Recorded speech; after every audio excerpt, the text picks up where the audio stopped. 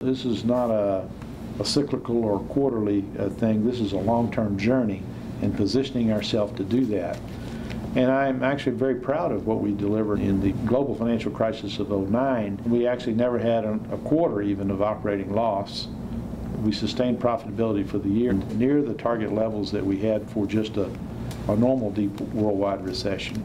I think increasingly we've recognized that if you only focus on internal rates of return, you're probably going to do a disservice to yourself, because in the end, other people who are stakeholders in what you do are not going to be happy. We need to make a better case that we are sensitive to environmental concerns. We are sensitive to socially responsible investment principles. I think the private equity industry may be a little late to that game, but it's now catching up. I think we're doing a much better job. The responsibility of great companies is to find that balance between profitability and benevolence and a social conscience. Governments are not going to be able around the world to fulfill the needs of the people.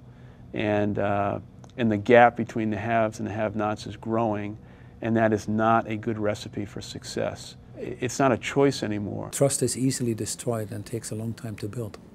And the standards that the consumer sets and expectations and her own proactiveness in influencing with her purchase decisions, her own beliefs are only going to increase as we move forward, I believe. The consumer understands which companies, which products have like-minded values to their own, and those companies that do the right thing will be rewarded, and as a result of that, shareholders will as well. So companies with a strong social mission will be companies long-term that are more successful.